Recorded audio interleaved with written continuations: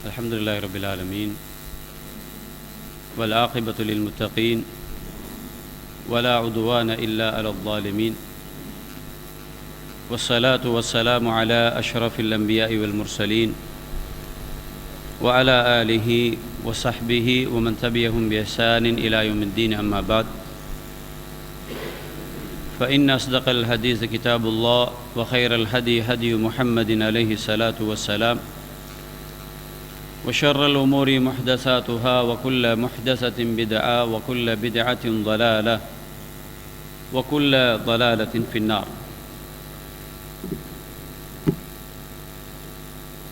அல்லாஹ்வுடைய பேருதவியால் வாராந்தம் நடைபெற்று வருகின்ற இந்த மார்க்க விளக்க வகுப்பில் இன்றைய இந்த வகுப்பிலே ரமலானை நாம் எல்லோரும் எதிர்நோக்கியிருக்கக்கூடிய இந்த நல்ல சந்தர்ப்பத்தில் ரமலானுடைய சிறப்புகள், ரமலான் மாதத்தினுடைய அது போதிக்கக்கூடிய பாடங்கள் என்கின்ற பகுதி நிறைய பேசப்படுகின்ற அதே நேரத்தில் அது சம்பந்தமாக எங்களிடத்திலே ஆர்வத்தை வரவழைத்து கொண்டு அந்த ரமலானை எப்படி பயன்படுத்த வேண்டும் என்கிற ஒரு வழிகாட்டுதலை நாம் எல்லோரும் தெரிந்து கொள்வது என்பது மிக முக்கியமானது. அந்த அடிப்படையிலே இன்றைய இந்த அமர்வில் இந்த ரமலான் எப்படியான ஒரு சமூகத்தினுடைய மாற்றத்தை எதிர்பார்த்து நிற்கிறது என்கிற ஒரு அடிப்படையான ஒரு அம்சத்தை வைத்து சில அம்சங்களை இந்த இடத்திலே பேசலாம் நினைக்கின்றேன். அன்புள்ள இஸ்லாமிய சகோதரர்களே, பெரியோர்களே, தாய்மார்களே, ரமலானுடைய அந்த நோன்பை பொறுத்தளவில் அது எதிர்பார்க்குகின்ற மிக முக்கியமான பிரதானமான ஒரு அம்சம்தான் தக்வா என்கின்ற பயபக்தி என்கின்ற ஒரு பகுதி. பொதுவாக இதை நாம் எல்லோரும் அடிக்கடி கேட்கின்ற ஒரு விஷயம். அதை அல்லாஹ் குர்ஆனிலே மூமின்களை விழித்து அல்லாஹ் பேசுகிறான். ஈமான் கொண்ட இறை விசுவாசிகளே, உங்களுக்கு நோன்பு விதியாக்கப்பட்டிருக்கிறது. இது உங்களுக்கு மட்டுமல்ல, உங்களுக்கு முன்னால் வாழ்ந்த சமூகத்துக்கும் இது கடமையாக்கப்பட்டிருந்த உண்டு. அது அல்லாஹ் சொல்லிட்டு சொல்கிறான், நீங்கள் எல்லோரும் இறைவனை பயப்படுகிற ஒரு சமூகமாக மாற வேண்டும் என்பதுதான் அல்லாஹுடைய விருப்பம். இறைவன் நம்மிடம் எதிர்பார்க்குகின்ற இந்த ரமலான் நம்மிடத்திலே எதிர்பார்க்கின்ற மிகப்பெரிய ஒரு முக்கியமான பிரதானமான ஒரு அம்சம். உண்மையிலே இந்த பயபக்தி என்பது ஒரு மனிதனுடைய மனமாற்றத்தை கொண்டுதான் ஏற்பட முடியும் என்பது அடிப்படையான ஒரு விஷயம். ஒருவனுக்கு எப்போ பயம் வரும், எந்த இடத்துல பயம் வரும் என்றால், அவனுடைய உள்ளம் எந்த விஷயத்தில் அவன் பயப்பட வேண்டும் என்று முடிவெடுக்கிறதோ அந்த விஷயத்தில் தான் அவனால் பயப்பட முடியும். அவனுடைய உள்ளம் விரும்பியதையெல்லாம் செய்ய முடியும் என்று அவனுக்கு கட்டளை போடுகிற சந்தர்ப்பத்தில் அந்த உள்ளத்தை என்ன செய்யலாம், வேண்டிய விதத்தில் அவனால் பயன்படுத்த முடியும். ஆகவே அந்த உள்ளம் என்பது பிரதானமான ஒரு அம்சம். பயபக்தி தக்வா என்கின்ற அந்த பகுதி இருப்பிடமாக தங்கியிருக்கக்கூடிய ஒரு பகுதி தான் இந்த கல்பு என்ற கூடிய பகுதி. எந்த சமூகத்திலே ஒரு தனி மனிதனுடைய அவனுடைய உள்ளம் மாற்றம் அடையுமோ நிச்சயமாக அங்கே மிகப்பெரிய ஒரு சமூகத்தினுடைய மாற்றத்தை நாம் எதிர்நோக்கலாம். ஆகவே முதலாவது பகுதி ரமலான் ஒரு தனி மனித வாழ்வில் ஒவ்வொருவரும் தன்னுடைய உள்ளத்தை அவர்கள் பரிசுத்தப்படுத்த வேண்டிய கடமைப்பாடு இருக்கிறது என்பதை நம்மளுக்கு இந்த நோன்பு போதிக்கிறது. வெறுமனே நீங்கள் பசித்திருக்கின்றீர்கள், உண்ணாமல் இருக்கின்றீர்கள், பகல் பொழுதிலே உங்களுடைய ஆசாபாசங்களை கட்டுப்படுத்தி வைத்திருக்கிறீர்கள் என்பது நோன்பினுடைய அடிப்படையாக இருந்தாலும் அதைவிட மிக ஒரு பிரதானமான ஒன்றுதான் அல்லாஹ் எதிர்பார்க்கக்கூடிய இறைவனுக்கு நீங்கள் முழுமையாக அடிபணிகின்றீர்களா? அல்லாஹ்வை நீங்கள் எந்த அளவுக்கு பயப்படுகின்றீர்கள்? எந்த சமூகம் அந்த இறையச்சம் என்ற பகுதியை தன்னுடைய உள்ளத்தில் எடுக்குமோ அவர்களால் தான் ஹுக்கூக்குகளை பேண முடியும். ஹுக்கூக்குகள் என்றா என்ன? அடியார்களுக்கு செய்ய வேண்டிய ஹுக்கூக்குகள் இருக்கிறது, அல்லாஹ்வுக்கு செய்ய வேண்டிய ஹுக்கூக்குகள் இருக்கிறது. எந்த மனிதனுடைய உள்ளத்திலே பயபக்தி இருக்கிறதோ அவர்கள்தான் என்ன செய்வார்கள்? அந்த உரிமைகளை, இறைவனுக்கு கொடுக்க வேண்டிய அந்த ஹக்குகளை அவர்கள் பேணுவார்கள். அடியார்களோடு, மனிதர்களோடு அவர்கள் பேண வேண்டிய உரிமைகளில் மிகவும் கவனமாக இருப்பார்கள். யாருடைய உள்ளத்திலே அந்த பயபக்தி எடுக்கப்படுகிறதோ நிச்சயமாக அவர்களால் சமூகத்திலே எந்த விதமான பிரயோஜனமும் கிடையாது. ஆகவே ஒரு சமூகத்தினுடைய மாற்றத்துக்கு அடிப்படை நாங்கள் வெளியிலே இருந்து கொண்டு பேசுகின்ற அளவுகோல்களை விட ஒரு மனிதன் அவன் தானாக அவனுடைய உள்ளத்தோடு முஹாசபாக கேட்டுக்கொண்டு திருந்தி வாழ்கிற ஒரு நிலை இருக்குது. இதுதான் மிகப்பெரிய மாற்றத்துக்கான காரணம். இதை உருவாக்குவது நோன்பு. இதை ரமலான் எங்களிடத்திலே பயிற்றுவிக்கிறது. உள்ளத்தை ஓர்மைப்படுத்தக்கூடிய, இறைவனுக்காக இந்த உள்ளத்தை கட்டுப்படுத்தி வாழக்கூடிய ஒரு நிலையை ஒருவன் ஏற்படுத்தினால் அவனால் சமூகத்திலே நிறைய பிரயோஜனங்கள் ஏற்படும். இன்றைக்கு இந்த உள்ளத்தை இறைவனுக்கு அடிமைப்படுத்தாத காரணமாகத்தான் சமூகத்திலே நிறைய குழப்பங்களை பார்க்கிறோம்.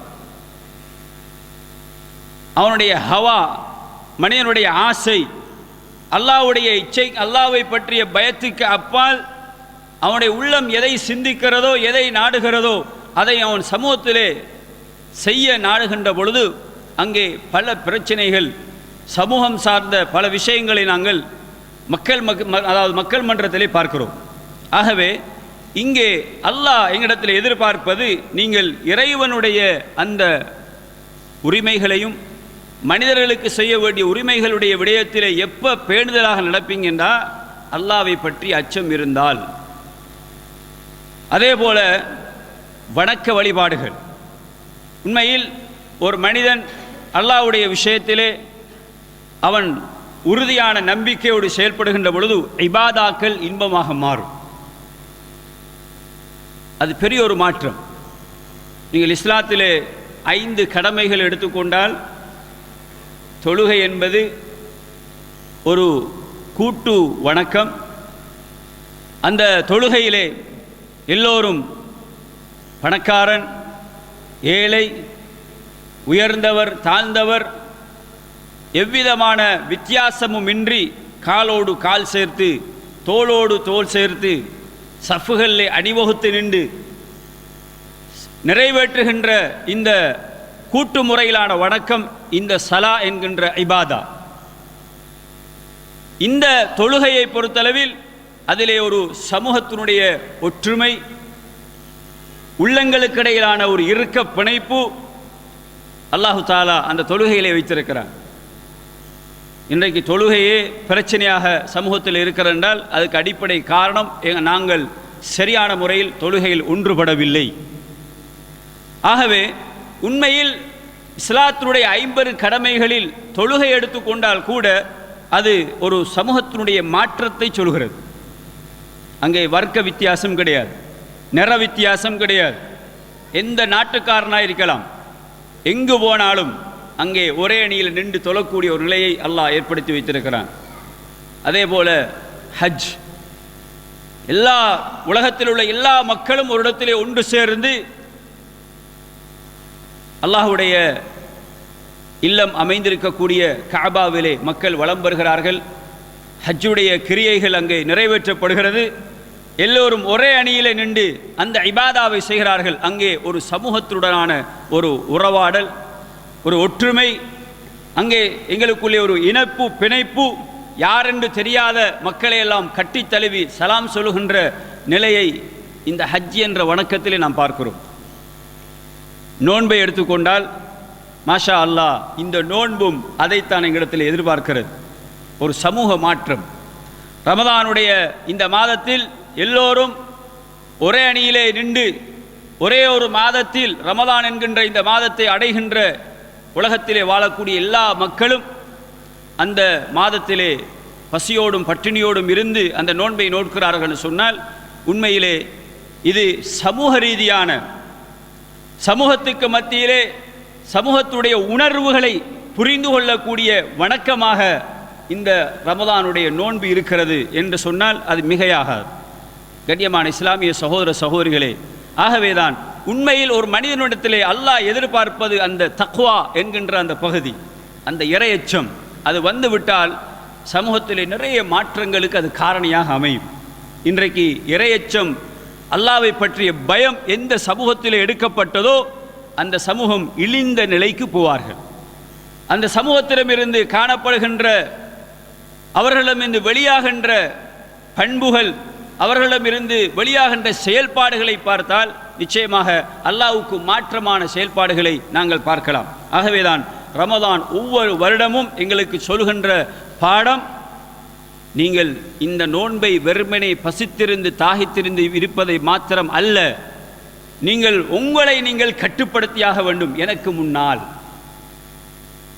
படைத்த ரப்புக்கு முன்னால் உங்களை நீங்கள் அடிமைப்படுத்த வேண்டும்.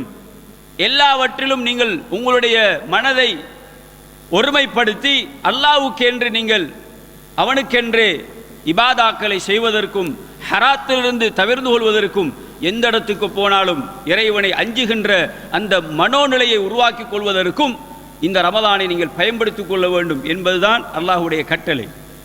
அதுதான் சமூகத்திலே ஒரு மாற்றத்தை ஏற்படுத்தும். சஹாபாக்களிடத்தில் ஸல்லல்லாஹு அலைஹி வஸல்லம் சொல்வார்கள், நீங்கள் அல்லாஹ்வை அஞ்சு கொள்ளுங்கள், ஹைசுமா குந்த் இத்தகில்லா ஹைசுமா குந்த், நீங்கள் அல்லாஹ்வை பயந்து கொள்ளுங்கள் எந்த இடத்துக்கு போனாலும். ஆகவே இந்த உள்ளம் சரியாக இருக்க வேண்டும். தக்வாவுடைய உறைவிடம் இங்கேதான். இந்த உள்ளம் சரியாக இல்லாவிட்டால் நிச்சயமாக அது பெரிய சீரழிவுகளையும் சமூகத்திலே கொண்டு வரும் என்பதில் மாற்று கருத்து கிடையாது. இன்றைக்கி அல்லாஹ்வுக்கு பயப்படாத உள்ளங்கடினால்தான் இன்றைக்கி சமூகத்திலே நிறைய கலாச்சார சீர்கேடுகள், சமூகத்திலே உள்ள நிறைய பேர் அல்லாஹ்வுக்கு பயம் கிடையாது. ஆனால் ரமதான் அதை சொல்லுகிறது. ஒவ்வொரு வருடமும் ரமதான் இந்த பயபக்தியை போதிக்கிறது. ஆனால் வெறுமனே எல்லாரும் சடரீதியான ஒரு சடத்துவ சிந்தனையோடு மட்டும் ரமதானை வரவேற்கிற ஒரு சமூகமாக இருந்துவிட்டு போகிறார்கள். அதனால் ரமதான் அவரிடத்திலே மாற்றத்தை கொண்டு வரவில்லை. அதுதான் உண்மை. ஏன் சடரீதியாக ரமதான் நோக்குறாங்க. ஒவ்வொரு வருடம் வர ரமதான் நோம்பிடிக்கணும் என்பதற்கான ஏற்பாடுகள் தடல் பொருளாக நடக்கிறது. அதற்கான சாப்பாடு, நோன்பை பிடிப்பதற்கு என்று சொல்லியே பல லிஸ்ட்டுகள் போடப்பட்டு எல்லோரும் நோன்பு பிடிப்பதற்கு தயாராகிறார்கள். நோன்பை எப்படி கழிக்கலாம், ஓய்வோடு எப்படி கழிக்கலாம், வேலைப்பளு இல்லாமல் வேலைகளை குறைத்து கொண்டு ரெஸ்ட் எடுத்துக்கொண்டு எப்படி நாங்கள் நோன்பை நோக்கலாம் என்று யோசிக்கிற சமூகம் எங்களில் அதிகமாக இருக்கிறார்கள். ஆனால் அல்லாஹ் சொல்லுகிறான், நீ இவைகளுக்கு அப்பால் முழுமையாக உன்னை கட்டுப்படுத்தி வாழக்கூடிய, எனக்கென்று வாழக்கூடிய ஒரு மனோநிலையோடு வாழ வேண்டும். அப்படிப்பட்ட ஒரு உள்ளத்தை உருவாக்கி கொள்ள வேண்டும் என்பதற்குத்தான் அல்லாஹ் எங்களிடத்திலே இந்த நோன்பை விதியாக்கியிருப்பதாக சொல்வதை பார்க்கிறோம். அதே நேரத்திலே அல்லாஹுடைய வரம்புகள், இன்றைக்கு சமூகத்திலே இறைவன் விதித்த அந்த ஹுதூதுகள், அந்த வரம்புகளை தாண்டுகிற பொழுது நிச்சயமாக சமூகத்திலே பல பிரச்சனைகள் நாம் காண்கிறோம். எப்போ ஒரு சமூகம் அல்லாஹ்வுடைய ஹுதூதுகளை தாண்டுவார்களோ, எல்லை மீறி போவார்களோ, நிச்சயமாக அந்த சமூகத்திலே நிறைய பிரச்சனைகள் அது காரணமாக அமையும்.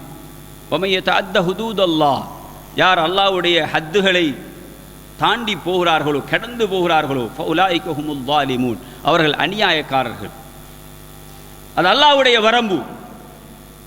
அல்லாஹ் சொல்கிறான், நீ களவெடுக்காதே, நீ விபச்சாரம் செய்யாதே, வட்டியோடான தொடர்பாடலை ஏற்படுத்தாதே, அந்த பொருளாதாரம் வேண்டாம், அநியாயமான முறையில் மக்களிடமிருந்து பொருளாதாரத்தை சுரண்டி விடாதே,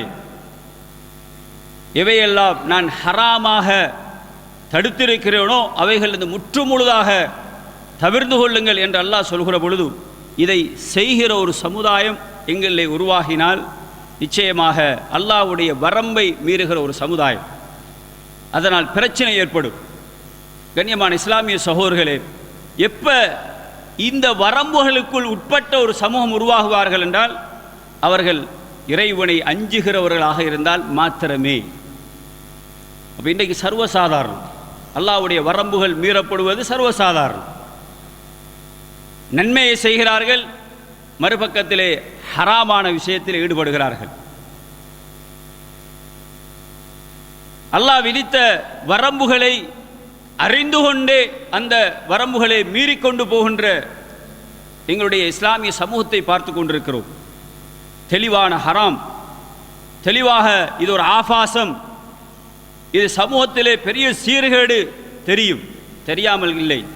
ஆனாலும் அதை தாண்டி போகிறார்கள் என்றால் இந்த ரமலான் அவர்களிடத்திலே எதிர்பார்த்த அந்த மாற்றம் அவர்களிடத்தில் நிகழவில்லை என்பதுதான் உண்மை. இன்னைக்கு எத்தனை ரமலான் கடந்திருக்கிறது, எத்தனை ரமலான்கள் எங்களை வந்து போயிருக்கிறது.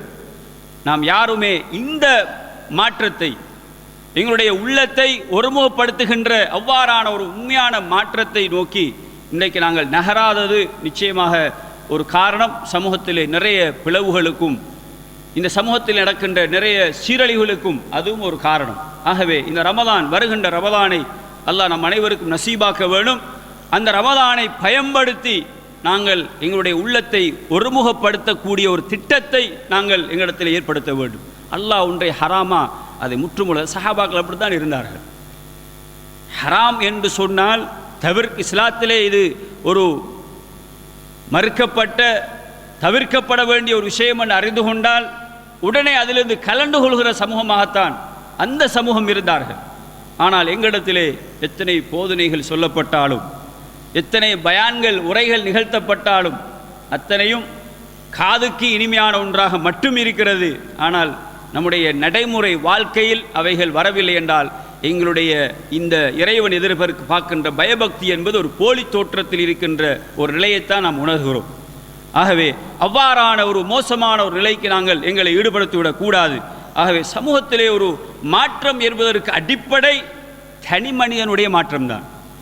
நான் மாற வேண்டும், நான் தனியாக என்னை பற்றி சிந்தித்து நான் மாறுகிற பொழுது அங்கே ஒரு சமூகத்தினுடைய ஒரு மாற்றம் இருக்கிறது. அந்த ஒரு மாற்றத்தை, அந்த ரூஹானியத்தை ஏற்படுத்துவதுதான் இந்த ரமலானுடைய மாதம். உமர் ரலியல்லாஹு அன்ஹு, அபூபக்கர் ரலியல்லாஹுடைய ஆட்சி காலத்திலே ஹலீஃபத்து ரசூலில்லா அபூபக்கர் ரலியல்லாஹு அன்ஹு உமர் ரலியல்லாஹு அழைத்து மதீனாவுடைய காதி பொறுப்பை நீங்கள் ஏற்றுக்கொள்ள வேண்டும் என்று சொல்லி பொறுப்பு கொடுக்குறான். அவரும் அந்த பொறுப்பை ஏற்றுக்கொண்டு ஒரு வருடம் காதியாக இருந்தார். மதீனாவுடைய காதியாக உமர் இப்னு கத்தாப் ரலியல்லாஹு அன்ஹு அவர்கள் ஒரு வருடம் இருக்கிறார்கள். ஒரு வருடம் முடிந்ததுக்கு பின்னால் அபூபக்கர் வந்து சொல்கிறார்கள், எனக்கு இந்த பொறுப்பிலே இருக்க வேண்டிய அவசியம் கிடையாது. ஏனென்றால்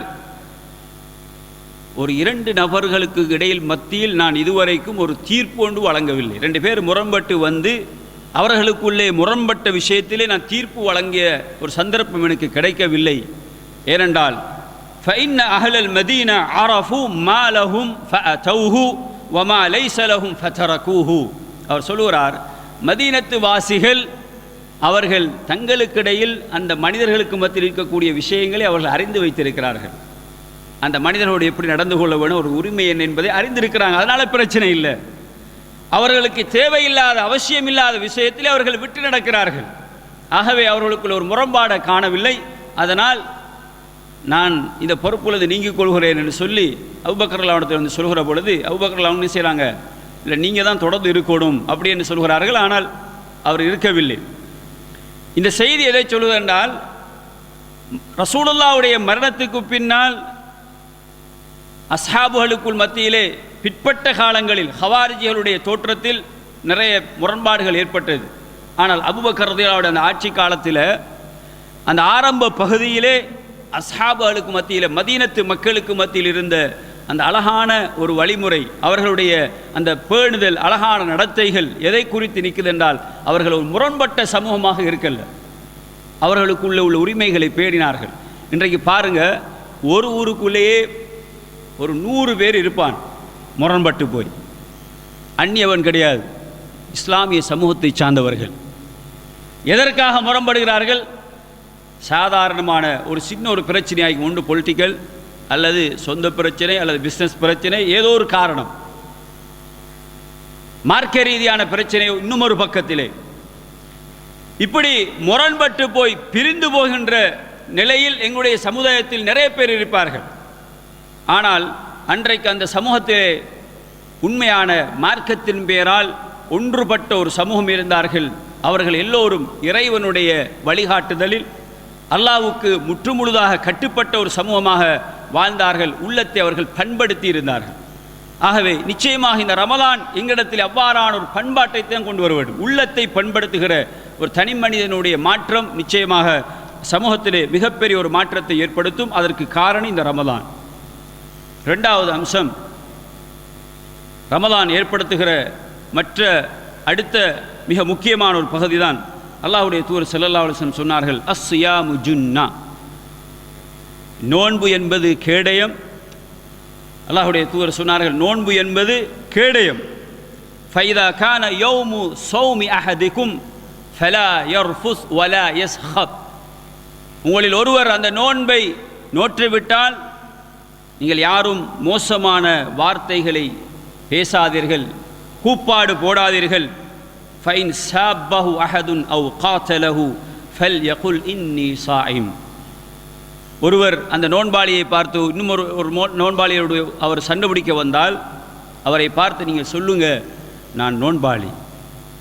அவர் ஏசினால் நீங்கள் மாறி ஏசாதீர்கள், இன்னி சாயிம் என்று அவர் சொல்லட்டும் என்று அல்லாஹ்வுடைய தூதர் இந்த செய்தியை சொல்கிறாங்க. இது ஒரு ஆழமான ஒரு அழகான ஒரு செய்தி. நபிகளார் நோன்பை குறித்து சொல்கிற பொழுது அல் ஜுன்னா, அது ஒரு கேடு. யுத்தகலத்திலே தன்னை பாதுகாத்துக் கொள்வதற்காக வீரர்கள் பயன்படுத்துவதுதான் அந்த கவசம் என்பது. இரும்பு கவசம், வாள்வெட்டுக்களை அம்புகள் அவர்களை தைத்து விடாமல் பாதுகாக்கக்கூடிய ஒரு அரணாக அதை பயன்படுத்துவார் ரசூல் ஸல்லல்லாஹு அலைஹி வஸல்லம். அதற்கு ஒப்பிட்டு இந்த நோன்பை சொல்கிறார்கள். ரமலான் இந்த நோன்பு அப்படிப்பட்ட ஒரு கேடயம். உண்மையிலே சகோதரர்களே, ஒரு சமூகத்திலே மாற்றத்தை ஏற்படுத்துவதற்கான ஒரு அழகான ஒரு வழிகாட்டுதல். இந்த ரமலானை சரியான முறையில் ஒருவர் பேணினால் அவரிடத்திலே தனி மனித மாற்றம் வர்ற அதே சந்தர்ப்பத்தில் ஒரு பெரிய ஒரு சமூகத்தினுடைய ஒரு மாற்றம் வரும். அழகான ஒரு பண்பாடுடைய ஒரு சமூகம் உருவாக்கப்படும். இஸ்லாமிய சமூகம் அம்மனம் பேசுகிறவர்கள் அல்ல, தூசண வார்த்தைகள் பேசுகின்ற அப்படிப்பட்ட மோசமானவர்கள் கிடையாது. அப்படிப்பட்ட ஒரு பண்பாட்டை எங்களுடைய தூதர் எங்களுக்கு கற்றுத்தரவில்லை. இன்றைக்கு நிறைய பேர் பேசுகிறார்கள், எனக்கு இப்படித்தான் பேச தெரியும், எனக்கு இப்படித்தான் பேச வரும். இஸ்லாம் சொல்கிறது, இஸ்லாமினுடைய அடிப்படை ஒரு மூமினை பொறுத்தளவில் அவனுடைய வார்த்தை அழகானதாக இருக்கும்.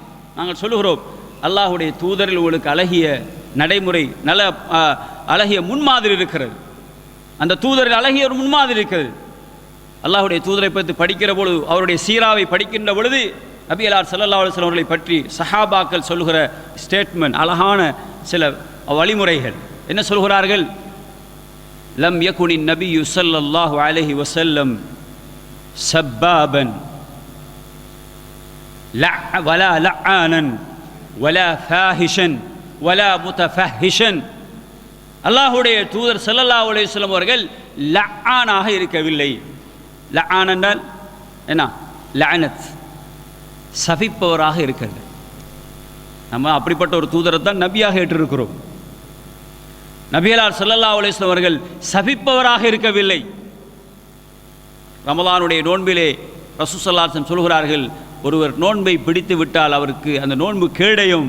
அவர் மோசமான வார்த்தை பேச மாட்டார், கூப்பாடு போட மாட்டார். அல்லாஹ்வுடைய தூதர் கற்றுத்தருகிறார்கள். நபிகளாருடைய வழிமுறை, அல்லாஹ்வுடைய தூதர் சபிப்பவராக இருக்கவில்லை, யாரையும் திட்டி தீர்க்கவில்லை. இன்னைக்கு எங்களுடைய வார்த்தையை கொஞ்சம் யோசிச்சு பாருங்க. எங்களுடைய சமூகம் பேசுகிற வார்த்தைகள், ரசூலுல்லாஹி ஸல்லல்லாஹு அலைஹி வஸல்லம் ஏசுபவராக இருக்கவில்லை. இந்த உலகத்திலே மாமனிதர், அவர் வாழ்ந்த காலம் எப்படிப்பட்ட காலம்? அவருக்கு எதிரிகள் நிறைந்திருந்த காலம், உயிருக்கு அச்சுறுத்தலான காலம், இஸ்லாத்துக்கு எதிரான சக்திகள் நிறைந்திருந்த ஒரு காலம். யூதர்களும் நசாராக்களும் குஃபார்களும் சூழ இருந்த அந்த காலத்திலே அல்லாஹ்வுடைய தூதருடைய வார்த்தையில் ஒரு கடினம் வரவில்லை என்றால் இன்றைக்கு நாம் நம்முடைய செயல்பாடுகள் எப்படியான மாற்றங்களை நோக்கி போக வேண்டும். ரமதான் அதை எங்களுக்கு கற்றுத்தருகிறது.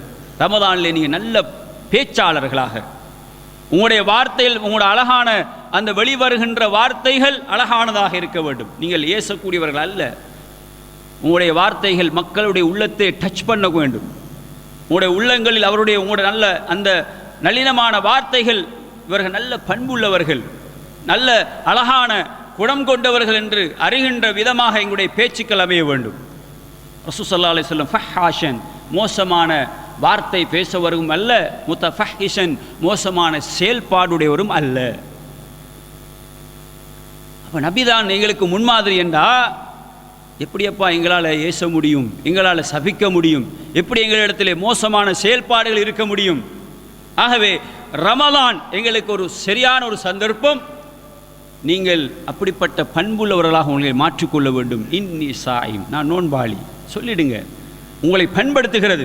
29 நாள் அல்லது 30 நாட்கள் அந்த மதரசாவுக்குள்ளே, அந்த ரமலான் என்ற அந்த கூடாரத்துக்குள் நாங்கள் வருகிற பொழுது எங்களை நாங்கள் பண்படுத்துவதற்கான ஒரு களமாக, ஒரு மைதானமாக அந்த ரமலான் எல்லாம் தந்திருக்கிறான்னால் அது ஒரு மாதத்துக்குரியது அல்ல. ஏனைய 11 மாதங்களிலும் அந்த வழிமுறை உங்கள்கிட்ட வரணும். அதைத்தான் இஸ்லாம் எதிர்பார்க்குது. ரமலானில் மட்டும் ஏசக்கூடாது, ரமலானில் மட்டும் கூப்பாடு போடக்கூடாது என்று இஸ்லாம் சொல்லவில்லை. ரமலானில் மட்டும் சண்டை பிடிக்கக்கூடாது இஸ்லாம் சொல்லலை. சண்டை என்றால் இஸ்லாத்திலே அது ஜிஹாத். சும்மா ஒரு சண்டை ஒன்று இஸ்லாத்தில் இருக்குதா? சண்டை என்பதற்கு இஸ்லாத்தை அனுமதிக்க இல்லை. சண்டை என்று ஒன்று வந்தால், ஃபைட் என்று சொல்லுவது ஜிஹாத் தான். உங்களுடைய பொருளாதாரத்தை அநியாயமாக எடுக்க வந்தால் போராடலாம். உங்களுடைய தீனுக்கு எதிராக, உங்களுடைய உடைமைகளுக்கு எதிராக போராட வந்தால் அப்படிப்பட்ட குஃபார்களோடு இஸ்லாம் போராடுவதற்கு அனுமதித்திருக்கிறது. அது அல்லாமல் இஸ்லாத்திலே ஒரு ஃபைட் ஒன்று கிடையாது. ஆனால் இன்றைக்கு சமூகத்திலே பார்க்கிறோம், ஒவ்வொரு பிரதேசங்களிலும் ஒவ்வொரு இடங்களிலும் எங்களுக்குள்ளே சாதாரண சின்ன சின்ன விஷயங்களில் நாங்கள் சண்டை போட்டு எங்களுக்குள்ளே உறவுகளை முறித்து வாழுகிறோம். இப்படிப்பட்ட நிலையில் இந்த ரமலானை அடைந்தால் என்ன பிரயோஜனம்? இன்னும் நாங்கள் ரெடி இல்லை. எங்களோடு சண்டை பிடிச்ச ஒரு ஆளோடு போய் மன்னிப்பு கேட்க நாங்கள் ரெடி இல்லை. எங்களுடைய குடும்ப உறவுக்குள்ளே, எங்களுடைய நெருங்கிய உறவுகளுக்குள்ளே போய் எங்களுடைய மானத்தை விட்டு நாம் செஞ்ச பிழை தான் அப்படி என்று போய் அவர்கிட்ட நின்று மன்னிப்பு கேட்கக்கூடிய, அல்லது நாங்கள் அநீதி இழைக்கப்பட்டிருந்தாலும் பரவாயில்லை, அல்லாஹ்வுக்காக நாங்கள் பேசாமல் இருக்கக்கூடாது என்று முடிவெடுத்து போய் அப்படி நெருங்கி பழகிறவர்கள் ரொம்ப குறைவாக இருப்பார்கள். ஆனால் இஸ்லாம் அப்படிப்பட்ட பண்பாட்டை உருவாக்குகிறது. இன்றைக்கி நிறைய பேர் ஹஜ்ஜிக்கு போகிறேன்னா மட்டும்தான் என்ன யோசிக்கிறாங்க, பல லட்சம் செலவழித்து போகிறோம், பேசாதவனோட போய் பேசிக்கொள்ளணும். ஓரடியாக எல்லாரும் போகிறது, யாரோடலாம் பேசவும் அவற்றெல்லாம் போய் ஹஜ்ஜிக்கு போகிறார். சந்தர்ப்பம் ஹஜ்ஜி அந்த சந்தர்ப்பத்தை பயன்படுத்தி தான் உறவுகளோட நிறைய பேர் தொடர்பாகிறாங்க. அப்படி ஒரு இஸ்லாம் சொல்லலை. ஒரு மனிதன் 3 நாட்களுக்கு மேல் அவன் வெறுத்திருக்க போடான்னு இஸ்லாம் சொல்கிறது. ஆகவே இந்த ரமலானிலே ஒரு அழகிய ஒரு முன்மாதிரியை இஸ்லாம் எங்களுக்கு காட்டி தருகிறது. ஒரு பெரிய ஒரு மாற்றம் அது. இந்த சமூகம் சண்டை பிடிக்கக்கூடிய, ஏசி பேசக்கூடிய, மோசமான வார்த்தைகளை பகிரக்கூடிய அப்படிப்பட்ட ஒரு சமூகம் அல்ல. இந்த சமூகம் அழகான வார்த்தைகளை பேசக்கூடிய, தங்களுக்குள்ளே நல்ல பேச்சுக்களையும் அகலாக்குகளையும் கொண்டு வரக்கூடிய ஒரு சமூகம் என்கின்ற ஒரு செய்தியை இந்த ரமலானில் நாங்கள் படிக்கப் போகிறோம். அது எங்களிடத்திலே பெரிய ஒரு சமூகத்திலே ஒரு மாற்றத்தை ஏற்படுத்த போகிறது. ஏன்? ஒரு அழகான ஒரு உறவாடல் இந்த சமூகத்துக்குள்ளே வரும். இந்த சமூகம் சண்டித்தனத்தை காட்டிக்கொண்டு அடாவடித்தனங்களில் இறங்குகின்றவர்கள் அல்ல. ரசூல் ஸல்லல்லாஹு அலைஹி வஸல்லம் அப்படிப்பட்டவர்களை பற்றி ஒரு பலமானாக்கள்னு சொல்லலை. பலமுள்ளவன் யாரென்றால் ஈமானோடு இருக்கக்கூடியவர் தான். ஈமானோடும் அல்லாஹ்வுடைய கூலியை எதிர்பார்த்தும் வணக்க வழிபாடுகளில் இபாதாவில் ஈடுபாடு காட்டக்கூடிய, நாளை மறுமை நாளை பயந்து வாழக்கூடியவர் தான் உண்மையான ஒரு பர்சனாலிட்டியான தக்வா உள்ள ஒரு நல்ல ஒரு மனிதர் என்பதை இஸ்லாம் அடையாளப்படுத்துகிற தவிர ஆங்காங்கே கூப்பாடு போட்டுக்கொண்டு சண்டித்தனம் காட்டுகின்றவர்கள், கடுமையாக கொஞ்சம் சத்தத்தை உயர்த்தி பேசுகிறவர்கள், இவர்களை சிறந்தவர்கள் என்று இஸ்லாம் பேசவில்லை. ஆகவே நல்ல ஒழுக்க பண்பாடை இஸ்லாம் நம்மிடத்தில் எதிர்பார்க்கிறது. அல்லாஹ்வுடைய தூதர் அப்படித்தான் இருந்தார்கள். பாருங்கள், ரசூல் ஸல்லல்லாஹு அலைஹி வஸல்லம் வாலிபர்களை நோக்கி சொல்கிற பொழுது, யா மஅஷர ஷபாப், ஏ ஷபாப், வாலிபர்களே, நீங்கள் மனிஸ்ததா அல் பா, உங்களிடத்திலே திருமணத்துக்குரிய வசதி வாய்ப்பை நீங்கள் அடைந்து விட்டால் ஃபல்யதஸவ்வஜ், அவர்கள் திருமணத்தை முடிக்கட்டும். ஏன் இஸ்லாம் திருமணத்தை வாலிபர்களுக்கு ஆதரித்ததுன்னு சொன்னால், ஃபஇன்னஹு அகதுல் லில் பஸர் வ அஹ்ஸனுல் லில் ஃபர்ஜ், அவருடைய பார்வையை தாழ்த்துவதற்கு அது வழிகோலும்.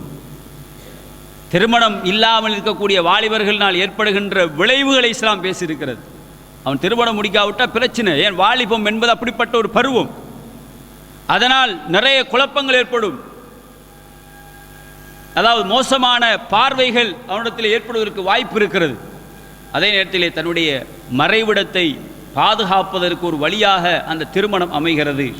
அதை ரசூல் ஸல்லல்லாஹு அலைஹி வஸல்லம் சொல்லிவிட்டு சொல்கிறார்கள், வமல்லம் யஸ்ததி', யாருக்கு அப்படிப்பட்ட வசதி இல்லையோ ஃபஅலைஹி பிஸ்ஸௌம், அவர் என்ன செய்யட்டும், நோன்பை பிடித்து கொள்ளட்டும். யாருக்கு? வாலிபராக இருக்கிறார், அவருக்கான வசதி வாய்ப்பு இல்லை என்றா அவர் நோன்பை பிடித்து கொள்ளட்டும். ஏனென்றால் ஃபஇன்ன லஹு விஜா, அதுதான் அவருக்கு ஒரு பாதுகாப்பாக இருக்கும். அவரை பாதுகாத்துக் கொள்வதற்கு வழி அதுதான். அப்போ நோன்பு சமூகத்தில் ஏற்படுகிற ஒரு சில கலாச்சார சீர்கேடுகளை தவிர்ப்பதற்கு ஒரு காரணம். ஹராமான பார்வையை விட்டும் தன்னை பாதுகாத்துக் கொள்வதற்கு நோன்பு ஒரு காரணியாக இருக்கிறது. பாருங்கள், எவ்வளோ ஒரு அழகான ஒரு பாடம். நோன்பை பிடித்தவர்கள் யாரும் ஹராத்தை பார்ப்பதற்கு விருப்பப்பட மாட்டாங்க. ஏன், நாம் நோன்பு வச்சிருக்கிறோம், அது ஒரு பேணுதல் வருகிறது. ஒட்டோவிலே ஒரு மனிதனை செய்கிறான், நோன்பு பிடிச்ச உடனே ஒரு மாற்றம் வருது. ஹராத்தை பார்க்கக்கூடாது, மோசமான பார்வை இருக்கக்கூடாது. அந்த நோன்போடு பாவமான காரியங்கள் ஈடுபடக்கூடாது என்றால் நிச்சயமாக இந்த மாற்றம் எதை சொல்கிறது என்றால் மிகப்பெரிய ஒரு சமூகத்தினுடைய ஒரு மாற்றம். ஒவ்வொரு மனிதர்களும் இப்படி மாறினால் 11 மாதமும் இப்படி இருக்கும். இது நோன்போடு மட்டுமா? இது நோம்புக்கு மட்டுமா பார்வையை தாழ்த்துவது? நோம்புக்கு மட்டுமா எங்களுடைய மறைவிடங்களை பாதுகாத்துக் கொள்வது? நோம்புலே மட்டுமா ஹராமான விஷயங்களை தவிர்த்து கொள்வது? இல்லை, எல்லா காலங்களிலும் அவன் அந்த நிலையை பேண வேண்டும் என்பதற்கு ரமலான் ஒரு மாதத்தில் எங்களுக்கு தருகின்ற ஒரு அழகான ஒரு பாடம். அங்கே ஒரு சமூகத்திலே ஒரு மாற்றத்தை இஸ்லாம் நோன்பினூடாக சொல்வதை பார்க்கிறோம். அதே போல ரசூலுல்லாஹி ஸல்லல்லாஹு அலைஹி வஸல்லம் அவர்கள் சொன்னார்கள், மல்லம் யதா கௌல ஸூர் வல் அமல். பாருங்க, இந்த நோன்பை பற்றி வரக்கூடிய ஹதீதுகளில் எல்லா ஹதீதுகளை நீங்கள் ஆழமாக சிந்தித்து பார்த்தால் அங்கே ஒரு சமூகத்துடனான உறவுகளை பற்றி பேசக்கூடியதாக இருக்கும். ஒரு மனிதன் தன்னுடைய வாழ்வில் அவனிடத்திலிருந்து வெளியாகின்ற அந்த மோசமான செயல்பாடுகள், அவனுடைய மோசமான அந்த வார்த்தைகளை அவன் விடவில்லை என்றால் ஃபலைஸலில்லாஹி ஹாஜா ஃபி ஐயதா தஆமஹு வ ஷராபா, வெறுமனே பசித்திருந்து தாகித்திருந்து இருப்பதை விட அல்லாஹ்விடத்தில் அவனுடைய அந்த நோன்பு எந்த பிரயோஜனத்தையும் அவனுக்கு கொடுக்காது, எந்த தேவையும் இல்லை. அல்லாஹ் வெறுமனே பசித்திருந்தார், வெறுமனே அவர் தாகித்திருந்தார் என்பது மட்டும்தான். அதனால் அல்லாஹ்விடத்தில் அவருக்கு எந்த விதமான ஒரு பலனை எதிர்பார்க்க முடியாது. ஏன், அவரிடத்தில் அந்த மாற்றம் வரல. அவர்கிட்ட மோசமான வார்த்தைகள், மோசமான செயல்பாடுகள் அவர் விடுபடலை. அப்போ நோன்பிலிருந்து என்ன பிரயோஜனம்? அப்போ அல்லாஹ் நோன்பில் எதிர்பார்க்குறேன்னா வெறுமனை நீங்கள் பசிக்கிறதையும் நீங்கள் சாகரம் செஞ்சுட்டு மாஷா அல்லாஹ் இஃப்தாருடைய டைமில் சந்தோஷமாக இஃப்தாரை துறப்பது அல்ல. அல்லாஹ் எதிர்பார்க்கின்ற அம்சம் வேறுண்டு. அல்லாஹ் ஒரு மாற்றத்தை எதிர்பார்க்கிறான். பண்பாடு உள்ள ஒரு சமூகத்தினுடைய உருவாக்கத்தை எதிர்பார்க்கிறான். சமூகத்தினுடைய ஒரு அழகான பண்பாட்டுடனான ஒழுக்கமுள்ள ஒரு சமூகத்தினுடைய உருவாக்கத்தை தான் அல்லாஹ் இந்த ரமலானில் எதிர்பார்க்கிறான். அதுதான் அடிப்படை. நாங்கள் எங்களை பயன்படுத்த, அதாவது அந்த மாதத்தில் எங்களை பண்படுத்திக் கொள்ள வேண்டிய ஒரு கடமை இருக்கிறது என்பதை புரிந்து கொள்கிறோம். கண்ணியமான இஸ்லாமிய சகோதரர்களே, இது பண்பாட்டுடனான அஹ்லாக்குகளோடு தொடர்பான ஒரு விஷயம். மூணாவது அம்சம் பாருங்கள், ரமலானுடைய காலத்தில் அல்லாஹுடைய தூதர் ஸல்லல்லாஹு அலைஹி வஸல்லம் அவர்கள் எப்படி இருப்பார்கள் என்றால், கான அஜ்வதன் நாஸ், அல்லாஹுடைய தூதர் அந்த மாதத்திலே, அதாவது கான அஜ்வதன் நாஸ் பில் ஹைர், நலவான விஷயங்களில் ரொம்ப தீவிரமாக இருப்பாங்க ரசூல் ஸல்லல்லாஹு அலைஹி வஸல்லம். அதே நேரத்தில் ரசூல் ஸல்லல்லாஹு அலைஹி வஸல்லம், அதாவது ரீஹுன் முர்சலா, பலமாக வீசக்கூடிய காற்று இருக்கிறது, அந்த வேகத்தின் அளவுக்கு நிறைய ஹைரியத்தான விஷயங்கள், தர்மம் கொடுக்கின்ற விஷயங்களில் அல்லாஹுடைய தூதர் அதிகமாக ஈடுபடுவார்கள் என்று ஹதீஸிலே பார்க்கிறோம். இந்த செய்தி எதை சொல்கிறது? உண்மையிலே தர்மம் என்பது ஒரு சமூகத்தை, ஒரு சாராரை அவர்களுக்கு சொந்தமான ஒன்று. பாருங்கள், மறைமுகமாக ஆழமாக சிந்திச்சா அல்லாஹ்வுடைய தூதர் ரமலானிலே ஏழைகளை கவனித்திருக்கிறார்கள், சமூகத்திலே நலிவுற்றவர்களை பார்த்திருக்கிறார்கள். ஏன்? சமூகத்துடனான உறவு அப்பொழுதுதான் அது இறுக்கமாக்கப்படும். எங்களுடைய சமூகத்தில் இருக்கக்கூடிய வறியவர்கள், எங்களுடைய சமுதாயத்தில் இருக்கக்கூடிய நலிவுற்றவர்களை, பணம் படைத்தவர்கள், வசதி உள்ளவர்கள், தான தர்மங்களை அவர்கள் கொடுக்க வேண்டும் என்கிற ஒரு பகுதி அல்லாஹ் எங்களுக்கு இந்த ரமலானிலே எடுத்துச் சொல்வதை பார்க்கலாம். ரசூலுல்லாஹி ஸல்லல்லாஹு அலைஹி வஸல்லம் கடுமையாக அந்த ரமலானிலே அதை பயன்படுத்தி தர்மங்கள் செய்வார்கள். எல்லோருக்கும் தர்மம் செய்யக்கூடிய வாய்ப்பை அல்லாஹ் தந்திருக்கிறான். என்ன காரணம்? சமூகத்தினூடான உறவை பலப்படுத்துவதற்கும், அந்த சமூகம் எங்களிடத்திலே நாங்கள் அவர்களை நெருங்கி அந்த உதவிகளை செய்கிற பொழுது அந்த உலாந்த ரீதியாக எங்களை அவர்கள் வரவேற்பதும், எங்களுக்காக துஆக்கள் செய்வதும், எங்களுடைய உதவியை கொண்டு அவர்களுடைய அந்த வாழ்வாதாரம் செலவழிக்கப்படுகின்ற பொழுது நிச்சயமாக அவர்கள் ஏற்படுகின்ற அந்த மனக்குளிர்ச்சி, சந்தோஷம் நிச்சயமாக எங்களுக்குள் அவர்களுக்கும் இடையிலான தொடர்பை, ஒரு வலுவான ஒரு இறுக்கமான ஒரு உறவை அது ஏற்படுத்தும். அதற்கு வழிகோலாக இந்த ரமலான் அமைந்திருக்கிறது. பல அம்சங்களில் இதை நாம் சிந்திக்கலாம். கண்ணியமான இஸ்லாமிய சகோதரர்களே, ஏனைய மதங்களில் இப்படிப்பட்ட ஒரு அழகான ஒரு வழிமுறை கிடையாது. அவங்க ஏதாவது ஒரு ஹைரியத்தான் நல்ல விஷயம் செய்கிறேன்டா 10 பேர்கிட்ட 100 பேர்கிட்ட பிச்சை எடுத்து தான் அதை செய்ய வேண்டி இருக்கும். ஆனால் இஸ்லாம் எங்களுக்கு ஒரு அடிப்படையாகவே அதை சொல்லி இருக்கிறது. வஃபி அம்வாலிஹிம் ஹக்கும் மஅலூம் லிஸ்ஸாயிலி வல் மஹ்ரூம். அவருடைய பொருளாதாரத்தில் சாயிலூன், அதாவது யாசிப்பவர்கள், வறியவர்கள், அவர்களுக்குரிய ஒரு அறியப்பட்ட ஒரு ஹக்கு இருக்கிறது என்று அல்லாஹ் சொல்லலாம். அப்படி என்ன? அது நமக்குரியது அல்ல. அல்லாஹ் நமக்கு பொருளாதாரம் தந்திருக்கிறான். அந்த பொருளாதாரத்தில் ஏழை எளியவர்களுக்கு என்ற ஒரு பங்கு இருக்கிறது என்று இஸ்லாம் சொல்கிறது.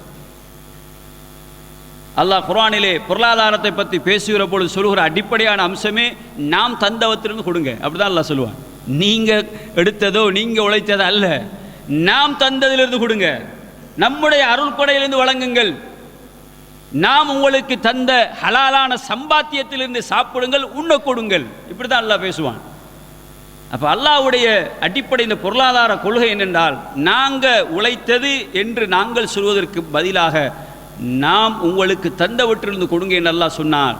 நிச்சயமாக ஒவ்வொரு செல்வந்தர்களும் அதை யதார்த்த ரீதியாக அடிப்படையை புரிந்து கொள்வார்களாக இருந்தால், நாம் இதுக்குரியவர்கள் அல்ல, இந்த பொருளாதாரம் இதற்குரியவர்கள் சமூகம் நம்மிடத்தில் இருக்கிறார்கள், நமக்கு பொறுப்பு அல்லாஹ் தந்திருக்கிறான் என்று நினைத்து அதை அவர்களிடத்தில் கொண்டு சேர்க்க வேண்டிய ஒரு கடமை நம்மிடத்தில் இருக்கின்றால், நிச்சயமாக இந்த ரமலான் ஒரு அழகான ஒரு சமூகத்துடனான ஒரு இருப்பை, சமூகத்துடனான ஒரு தொடர்பை, ஒரு ரஹ்மா, அந்த ஏழை எளியவர்களான அந்த இரக்கத்தன்மையை எங்களிடத்திலே இந்த பொருளாதாரத்தினூடாக ஏற்படுத்துகிறது என்றால், கண்ணியமான இஸ்லாமிய சகோதரர்களே, நிச்சயமாக இது சமூகத்திலே ஒரு பெரிய ஒரு மாற்றத்தை ஏற்படுத்தும். குறிப்பிட்ட ஒரு காலத்தில் மட்டுமல்ல, வருடத்தில் ஒரு தடவை ஜக்காத்தை கொடுக்கிறோம். அதே நேரத்திலே சதக்காவுக்கு என்ற ஒரு காலமே கிடையாது. எப்பெல்லாம் எங்களிடத்திலே வந்து ஏழை எளியவர்கள் கேட்பார்களோ அப்பொழுதெல்லாம் கொடுக்க வேண்டும். அப்பொழுதெல்லாம் அவர்களிடத்திலே அந்த சதக்காக்களை நாங்கள் அவர்களுக்கு ஒதுக்க வேண்டும். ஆகவே இது இஸ்லாம் நம்மிடத்திலே அந்த சமூகத்தில் இருக்கக்கூடிய வறுமைப்பட்டு வாழக்கூடிய மக்களோடான தொடர்பை ஏற்படுத்துவதென்றால், எங்களுக்கும் சமூகத்துக்கு ஒரு ஒற்றுமை, அங்கே ஒரு சமூகத்தினுடைய ஒரு எழுச்சிக்கு, சமூகத்திலே உள்ள பின்தங்கிய மக்களுக்கான ஒரு வாழ்வாதாரத்தை கொடுக்கின்ற பொழுது பெரிய ஒரு மாற்றத்தை அங்கே ஏற்படுத்துவதை பார்க்கலாம். அதே நேரத்திலே ரசூலுல்லாஹி ஸல்லல்லாஹு அலைஹி வஸல்லம் சொன்னார்கள், யார் மன் ஃபத்தர சாயிமன், ஒரு நோன்பாளிக்கு நீங்கள் நோன்பு துறக்க வைத்தால். இன்றைக்கி நம்ம யாருக்கு நோன்பு துறக்க வைக்கிறோம்? இஸ்லாமிய உம்மத் எதுக்கு யாருக்கு செய்கிறாங்க என்றால், மாற்று மதத்தவர்கள், அவர்கள் நோன்பாளிகள் கிடையாது. அல்லாஹ்வுடைய தூதர் சொன்னது, மன் ஃபத்தர சாயிமா, சாயிமுக்கு நீங்கள் நோன்பு துறக்க வைத்தால். சாயிமண்டா யார்? நோன்பு பிடித்தவன், அவன் முஸ்லீமாக இருக்க முடியும். மாற்று மதத்தவர் அவர் முஸ்லீம் கிடையாது, அவர் சாயிமாகவும் கிடையாது. அல்லாஹ்வுடைய தூதர் யாருக்கு கூலி இருக்குன்னு சொன்னால், நோன்பாளிக்கு நோன்பு துறக்க ஏற்பாடு செய்தால் ஒரு நோன்பாளிக்குரிய கூலி இவருக்கு குறைவில்லாமல் கிடைத்து கொண்டே இருக்கும் என்று நபியரா ஸல்லல்லாஹு அலைஹி வஸல்லம் சொன்னார்கள். ஆகவே இது எங்களுடைய சமூகத்திலே எங்களுக்கு மத்தியில் ஒரு இறுக்க பண்பாட்டை, ஒற்றுமை ஏற்படுத்தக்கூடிய ஒரு காரியம். எங்களிடத்தில் ஒரு நல்ல ஒரு சமூகத்துக்குள்ளே ஒற்றுமை ஏற்படுத்தக்கூடிய ஒரு அழகான ஒரு பண்பாடு. அல்லாஹ்வுடைய தூதருக்கு ரமலானுடைய நோன்பு கடமையாக்கப்பட்ட பொழுது குஃபார்களை கூப்பிட்டு சமூக நல்லிணக்கம் என்ற பெயரால் நோன்பு திறக்க வைக்கல. எங்களுடைய சமூகம் வேறொன்றிலே போய் இன்றைக்கு நல்லிணக்கத்தை எதிர்பார்க்கிறாங்க. அடிப்படை விஷயங்களிலே அவர்கள் முரண்படுகிறார்கள். கண்ணியமான இஸ்லாமிய சகோதரர்களே, நாங்கள் சில விஷயங்களை தெளிவாக புரிந்து கொள்ள வேண்டும். ஆகவே இந்த நோன்பு திறக்க வைக்கிற இந்த பண்பு என்பது இஸ்லாமிய உம்மத்திலே எங்களிடத்திலே வசதி இல்லாத நிறைய பேர் இருப்பாங்க. அவர்களுக்கு நாம் அதற்கான உதவியை செய்து கொடுக்க வேண்டும். இன்றைக்கு எல்லாருக்கும் நோன்பு திறக்க வைப்பதற்கு வசதி வாய்ப்பு இருக்கிறது. ஆனால் ஒரு சமூகம் சாப்பிடுவதற்கும் குடிப்பதற்கும் அவர்களுக்கு எந்த விதமான உதவியும் இல்லாமல் இருக்கிறது. அந்த மக்களை அழைத்து நீங்கள் அந்த இஃப்தார்களை செய்து பாருங்கள். நிச்சயமாக அல்லாஹுடைய அருள், அந்த சமூகத்தினுடைய துஆ உங்களுக்கு கிடைக்கும். ஆகவே நாங்கள் நோன்பு திறக்க வைக்கலாம். எல்லோரையும் நோன்பு திறக்க வைப்பதில் மாற்று கருத்து கிடையாது. ஆனால் சமூகத்திலே உள்ள அப்படிப்பட்ட வலியவர்களை, வறிய சமூகத்தை அணுகி அவர்களுக்கான அந்த ஏற்பாடுகளை நாம் செய்து கொடுக்கின்ற பொழுது அங்கே ஒரு சமூகத்தினுடான ஒரு ஒற்றுமை வரும். ஏன் சொல்கிறேன் தெரியுமா? ரசூல் ஸல்லல்லாஹு அலைஹி வஸல்லம் அவர்கள் சமூகத்திலே தாழ்ந்த மனிதர்களோடு தான் உறவும் வைத்திருந்தாங்க. சமூகத்தில் யாரெல்லாம் அந்த சமூகம் இவர்களை தாழ்ந்தவர்கள் என்று பார்ப்பார்களோ அவர்களோடு கூட ரசூலுல்லாஹ்வுக்கு தொடர்பு இருக்கும். எங்களுக்கு தெரியும், அம்மார், பிலால், யாசிர் ரலியல்லாஹு அன்ஹும், சுஹைப் ரூமி, சல்மான் அல் ஃபாரிசி, வெளிநாட்டிலிருந்து வந்தாக்கள், அடிமைகளாக இருந்தவர்கள். இந்த சமூகத்தோடு ரசூல் ஸல்லல்லாஹு அலைஹி வஸல்லம் நெருங்கிய உறவு வைத்திருந்தாங்க. ஆகவே சமூகத்திலே சிலர்கள் தவறுகள் செய்து கொண்டு ஒதுக்குப்புறமாக வாழக்கூடியவர்கள் எங்களுடைய சமுதாயத்தில் இருக்கிறார்கள். எங்களுடைய சமூகத்தில் உள்ளவர்கள் நாங்கள் அப்படிப்பட்டவர்களை இனங்காணுவது ரொம்ப குறைவு. இன்றைக்கு நாங்கள் எப்படி நினச்சிட்டு கூடோம்னா, பள்ளிக்குள்ளே வந்து 5 நேரம் தொழுகிற ஆக்களோட மட்டும் எங்களுக்கு தொடர்பு இருக்கும். ஆனால் ஒருவன் இருப்பான், அவன் மிக கஷ்டத்தோடு வாழுவான். ஆனால் அவனிடத்தில் இபாதாக்கள் குறைவாக இருக்கும். சில தவறுகள் அவன்கிட்ட இருக்கும். ஆனால் அப்படிப்பட்டவர்களை நாங்கள் யாரும் நெருங்குவது கிடையாது. ஏன்? அவர்களுக்கு ஒரு பட்டம் வைத்திருக்கிறோம். அவன் குடிகாரன், அவன் பொம்பளக்கல்லன், அவன் சமூகத்திலே இப்படிப்பட்டவன் என்று ஏதோ பட்டம் கொடுத்து ஒதுக்கி வைத்த நிறைய பேர் நம்முடைய சமுதாயத்தில் இருக்கிறார்கள். நிச்சயமாக இந்த சமூகத்தில் உள்ள இப்படிப்பட்டவர்களால் தான் சமூகத்தில் நிறைய பாரிய பிரச்சனைகள் கூட வருவதற்கு காரணமாக இருக்கிறது. ஏன்? நாங்கள் அவர்களை நெருங்குவதில்லை, அவர்களை விட்டு வைத்திருக்கிறோம். அவர்களோட எந்த தொடர்பும் எங்களுக்கு கிடையாது. அவர்களை நாங்கள் பார்ப்பதும் இல்லை, ஏறிட்டும் இல்லை. கடைசிக்கு அவன் இஸ்லாத்தை விட்டு வெளியே போடணும், அந்த குடும்பம் பெய்தான், பாருங்களே இஸ்லாத்தை விட்டு பெய்த்தாங்களே என்று நாங்கள் இன்றைக்கு பேசிட்டு, என்ன காரணம்? நாங்கள் விட்ட பிழை. ரசூலுல்லாஹி ஸல்லல்லாஹு அலைஹி வஸல்லம் சொன்னார்கள், இந்த செய்தி எல்லோருடைய உள்ளத்தில் ஒரு பயத்தை ஏற்படுத்த வேண்டும். நாளை மறுமை நாளிலே ஷிராருல் ஹல்க் இன்தல்லாஹி மன்சிலத்தன் யௌமல் கியாமா, மறுமை நாளில் அல்லாஹ்விடத்தில் ரொம்ப கெட்ட மனிதர்கள் யார் தெரியுமா? ஒரு மனிதனுடைய ஷர்ருக்காக, ஒரு மனிதனிடத்தில் இருக்கக்கூடிய கெடுதிக்காக அவனை விட்டும் ஒதுங்கி வாழக்கூடியவன். ரசூல் ஸல்லல்லாஹு அலைஹி வஸல்லம் இவனை கெட்ட மனிதன் என்ற அந்தஸ்தில் கொண்டு வந்து ரசூல் ஸல்லல்லாஹு அலைஹி வஸல்லம் சொன்னாங்க. மறுமையில் ஒரு மனிதனுடைய கெடுதி, அவன் இப்படிப்பட்ட ஒரு பாவம் செய்கிறான், அதனால் நமக்கு அவனுக்கும் தொடர்பு இல்லை என்று ஒதுங்குறீங்களே, இப்படிப்பட்டவர்கள் தான் மறுமையில் இந்த ஒதுங்குறவன் கெட்டவன். ஆகவே எங்களுடைய கடமை பொறுப்பு இருக்கிறது. அவன் எப்படிப்பட்டவனாக இருக்கலாம், நாங்கள் அவனுக்கு போய் உதவி செய்து அந்த மக்களோடு உறவாடி அவர்களுக்குரிய தேவைகளை முடிந்தளவு நாம் செய்வோமாக இருந்தால் நிச்சயமாக மனமாற்றத்துக்கு அது ஒரு காரணமாக அமையும். இன்றைக்கி நாங்கள் சமூகத்திலே ஒரு பிரச்சனை வந்ததற்கு பிறகு எல்லாரும் ஓடு உணர்ச்சிக்கு வசப்பட்டு நிறைய முடிவெடுக்கிறோம். ஆனால் அதற்கு முன்னால் சில விஷயங்களை செய்ய தவறிவிட்டோம். இப்போ ரசூலுல்லாஹி ஸல்லல்லாஹு அலைஹி வஸல்லம் அவருடைய காலத்திலே அந்நியவர்கள் ரசூலுல்லாஹ்ட்ட வந்து உதவி கேட்பாங்க. ஒரு காஃபிர் அல்லாஹ்வுடைய தூதரிடத்திலே வந்து உதவி கேட்கிறார். அல்லாஹ்வுடைய தூதர் 2 மலைகளுக்கு உட்பட்ட பகுதியில் கனம் ஆடுகளை கொண்டு போங்கன்னு கொடுத்துட்டார். அவர் கொண்டுட்டு போகிறார் சந்தோஷத்தில் போய், ஐ கோம், என்னுடைய சமுதாயமே, அஸ்லிமு, இஸ்லாத்தை ஏற்றுக்கொள்ளுங்கள். ஏன்? முஹம்மது ஸல்லல்லாஹு அலைஹி வஸல்லம் அவர்கள் வறுமைக்கு பயப்படாமல் அவர் அள்ளி வாரி வழங்கி கொண்டிருக்கிறார். லா யக்ஷல் ஃபக்ர், அவர் வறுமைக்கு பயப்படலை. அவர் அழியமாக பொருளாதாரத்தை கொடுக்கிறார். என்னுடைய சமூகமை இஸ்லாத்தை ஏற்றுக்கொள்ளுங்க என்கிறார். யார் அப்போ?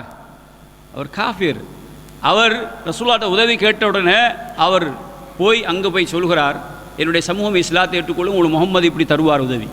அப்போ அவர் உள்ளத்தை கவர்ந்தது எது? நபிகளாருடைய நடைமுறை, நபிகளாருடைய அந்த உதவி, நபிகளார் செய்த அந்த அழகிய நடந்து கொண்ட அழகிய பண்பாடு. ஆகவே நாம் ஒவ்வொருவரும் இந்த மாற்றங்கள் நிச்சயமாக சமூகத்திலே எங்களுடைய உள்ளம்தான், ஒரு மனிதனுடைய உள்ளம், அவன் வாழக்கூடிய அந்த பௌதிக சூழல் தான் ஒருவனை தவறான ஒரு நிலைக்கு கொண்டு போகிறது. ஆகவே நாம் அப்படிப்பட்ட மனிதர்களை இனம் கண்டு அவர்களை நெருங்குகிற பொழுது நிச்சயமாக அந்த சமூகத்தில் பெரிய ஒரு மாற்றம் அவர்களால் ஏற்படும். எங்களை விட நல்ல பண்புள்ளவர்கள் இருப்பார்கள். நாம் பார்க்கலாம், சில இடத்துல இபாதத்து இருக்காது, ஆனால் அவன் பேச்சிலே உண்மையாளராக இருப்பான். சில மக்களை நாம் கண்டிருக்கிறோம், அவர்கள் அப்படித்தான், பேச்சு உண்மை, ஆனால் அவன்கிட்ட இபாதத்தும் இல்லை, ஒன்றும் இல்லை, தொழுகை ஒன்றுமே கிடையாது, ஆனால் பேசினா எந்த இடத்துல உண்மை பேசுவான். அப்படி சில பண்பு, சில குவாலிட்டி உள்ள மக்கள் இருக்கிறாங்க. எந்த இடத்திலும் நேர்மை, எந்த இடத்திலும் பயப்படாமல் அவனுடைய பிஸ்னஸ்கள் இருந்தால் அது அழகாக செய்வான், ஆனால் மற்ற பகுதியில் அவன் முரணாக இருப்பான். அவனை நாங்கள் திருத்தி விட்டால் அவனால் சமூகத்தில் நிறைய பயன் கிடைக்கும். ஆகவே இவ்வாறான சிந்தனை எங்களிடத்தில் வரவழைக்க ரமலான் ஒரு அழகான ஒரு தொடர்பாடலை ஏற்படுத்துகின்ற ஒரு மார்க்கம்.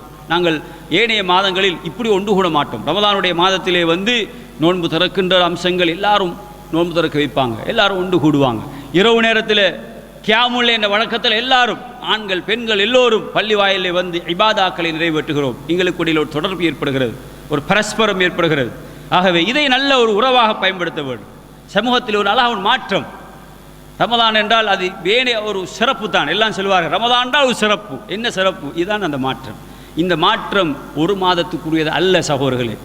ஒவ்வொரு தாய்மார்கள் நாங்கள் சிந்திக்க வேண்டும். எங்களுடைய பெண்கள், எங்களுடைய குடும்பத்தில், எங்களுடைய சமூகத்தை ஒன்றிருக்கக்கூடிய பெண்களுக்கு மத்திய நாங்கள் நல்ல அழகிய பண்பாடுகளை நாங்கள் கொண்டு வருவதற்கு ஒரு அழகான ஒரு மாற்றம், அழகான ஒரு மாதம்தான் இந்த ரமலானுடைய மாதம். அதை நாங்கள் சரியாக பயன்படுத்தி கொள்ள வேண்டும். இதே போல நாலாவது ஒரு அம்சம்தான் சமூகத்திலே காணப்படுகிற மோசமான அதாவது பழக்க வழக்கங்கள். இன்றைக்கு நிறைய பேரிடத்திலே போதை வஸ்து பாவிக்குகின்ற மதுபானம், அதே போன்று சிகரெட் புகைப்பிடிக்கக்கூடிய, தூள் போடக்கூடிய இவ்வாறான செயல்பாடுகளோடு இஸ்லாமிய சமூகத்தில் உள்ளவர்கள் அதை சர்வசாதாரணமாக செய்து கொண்டிருப்பதை பார்க்கிறோம். இன்னொரு பக்கத்திலே இபாதாவை செய்துவிட்டு சீரியல் பார்ப்பார்கள், தொடர் நாடகங்கள், ஃபிலிம், பிக்சர்களை பார்க்கக்கூடிய, படங்களை பார்க்கக்கூடியவர்கள் இருக்கிறார்கள். இசைகளை அதை கேட்டுக்கொண்டே இருக்கக்கூடிய அப்படிப்பட்ட இஸ்லாமியர்களிடத்தில் இருக்கிறார்கள். மோசமான காட்சிகளை பார்க்கக்கூடியவர்கள், மோசமான பழக்க வழக்கம் உள்ளவர்கள், இப்படி நிறைய பேரை இந்த ரமலான் ஒரு கண்ட்ரோலுக்கு கொண்டு வருது. ஒட்டோலே அப்படியே மாறிடுறார். ஏன்?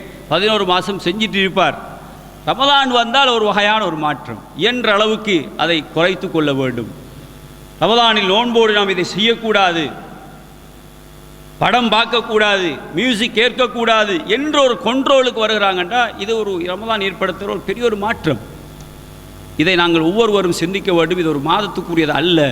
இந்த சமூக மாற்றம் என்பது, இவ்வாறான மோசமான இழிந்த பண்புலதங்களை மாற்றிக்கொள்வது என்பது இதர மாதங்களிலும் வர வேண்டும். ஏன்? இது ஹராம், இது ஒரு மோசமான ஒரு நிகழ்வு, ஒரு மோசமான ஒரு பண்பாட்டில் எங்களை ரமலான் ஒரு வகையான ஒரு பண்படுத்தலை கொண்டு வந்திருக்குன்னு சொன்னால், நாங்கள் அதிலே சரியான முறையிலே தேராவிட்டால் ரசூலுல்லாஹி ஸல்லல்லாஹு அலைஹி வஸல்லம் சொன்னதை போன்று வெறுமனே நாங்கள் பசித்திருந்தோம், வெறுமனே நாங்கள் தாகித்திருந்தோம், இது மட்டுமே தவிர வேறொன்றும் இல்லை. ஆகவே கண்ணியமான இஸ்லாமிய சகோதர சகோதரிகளே, ஆகவே இந்த ரமலான் எங்களுக்கு ஒரு நல்ல ஒரு பாடத்தை எங்களுக்கு கற்றுத்தர வேண்டும். இந்த ரமலானுடைய மாதத்தை பயன்படுத்தி நாங்கள் எங்களிடத்திலே நிறைய மாற்றங்களை நாங்கள் கொண்டு வருகின்ற பொழுது நிச்சயமாக அந்த மாற்றம் சமூகத்திலே நிறைய பெரிய மாற்றங்களை கொண்டு வரும். ஆகவே இந்த ரமலான் ஒரு சிறந்த ஒரு வரப்பிரசாதம்.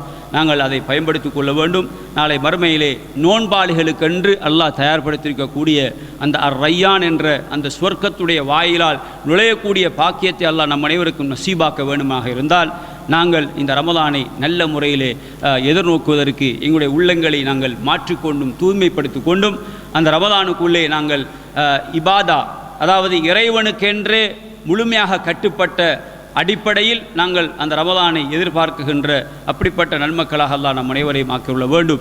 வெறுமனே சடரீதியாக, வெறுமனே நாங்கள் ஏதோ சடங்கு ரீதியான ஒரு வணக்கம் என்கின்ற அடிப்படையில் மட்டும் நீங்கள் யாரும் ரமலானை பார்க்காதீர்கள். அப்படி நாங்கள் செய்தால் நிச்சயமாக ரமலான் நம்மளை கடந்து செல்லும், ஆனால் எங்களிடத்திலே மாற்றம் வராது.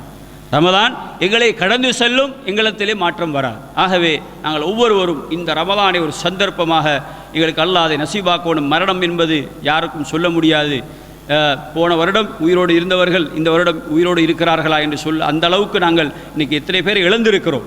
ஆகவே அல்லாஹ் நம் அனைவருக்கும் அந்த ரமதானை அடைய செய்ய வேண்டும். அது ஒரு அருள் பொருந்த ஒரு மாதம்.